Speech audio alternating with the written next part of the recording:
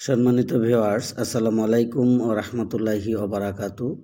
টেকফুডিট YouTube channel এবং Farid Hossain Facebook page এর পক্ষ থেকে আপনাদের জানাচ্ছি আন্তরিক শুভেচ্ছা অভিনন্দন। আমার আজকের এই ভিডিও টিউটোরিয়ালটির টাইটেল সরকারি চাকরিজীবীদের কার কত বেতন বাড়তে পারে জানা গেল। তো এখন শুরু করছি বিস্তারিত। সরকারি চাকরিজীবীদের জন্য এবারই প্রথম গ্রেড অনুযায়ী মহার্ঘ ভাতা নির্ধারণ করা হয়েছে।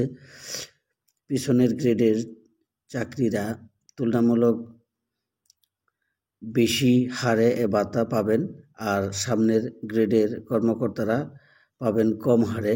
অর্থ মন্ত্রণালয়ের প্রস্তাব অনুযায়ী 1 থেকে 3য় গ্রেড মূল বেতনের 10%, 4 থেকে 10ম গ্রেড মূল বেতনের 20%, 11 থেকে 20তম গ্রেড মূল বেতনের 25%। সর্বনিম্ন বেতন 4,000 টাকা এবং সর্বোচ্চ বেতন বৃদ্ধি 7,800 টাকা। কোনো চাকরিজীবী 4,000 টাকার কম মহার্ঘ ভাতা পাবেন না। মহার্ঘ ভাতা কার্যকর হওয়ার পর আগের সরকারের দেয়া 5% বিশেষ প্রণোদনা সুবিধা আর বহাল থাকবে না। পেনশনভোগী কর্মকর্তা কর্মচারীরাও এই মহার্ঘ ভাতা পাবেন। ইনক্রিমেন্টের সময় এটি মূল বেতনের সঙ্গে যোগ হবে। অর্থ মন্ত্রণালয় জানিয়েছে, বর্ধিত ভাতার অর্থায়নের জন্য উন্নয়ন বাজেট কমানো হবে। ফেব্রুয়ারি মাসের বেতনের সঙ্গে এ ভাতা কার্যকর করার পরিকল্পনা রয়েছে। জনপ্রশাসন মন্ত্রণালয়ের সিনিয়র সচিব মোখলেছুর রহমান নিশ্চিত করেছেন, চলতি অর্থবছরের মধ্যেই মহার্ঘ ভাতা ঘোষণা করা হবে, তবে নির্দিষ্ট হারে এখনও সিদ্ধান্ত হয়নি।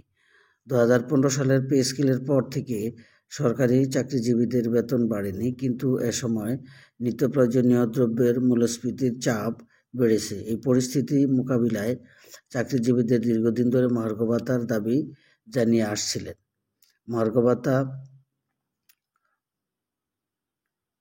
নির্ধারণের গঠিত কমিটি জাতীয় বেতন স্কেল 2015 এর আওতায় মহার্ঘ ভাতার প্রযোজ্যতা ও প্রাপ্যতার বিষয়ে পর্যালোচনা করে সুপারিশ করেছে।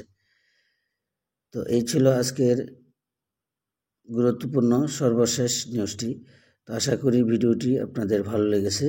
তো এই জাতীয় ভিডিও পাওয়ার জন্য আপনাদেরকে অনুরোধ করব, অবশ্যই টেকফুডিট ইউটিউব চ্যানেল এবং ফরিদ হোসেন ফেসবুক পেজটির পাশে থেকে এর উত্তরোত্তর বৃদ্ধি ও সমৃদ্ধি এবং ভালো ভিডিও পেতে আবারও বলবো, সাবস্ক্রাইব এবং লাইক করে পাশে থাকবেন। তো আজকের মতো ভিডিওটি এখানে রাখছি। আল্লাহ হাফেজ।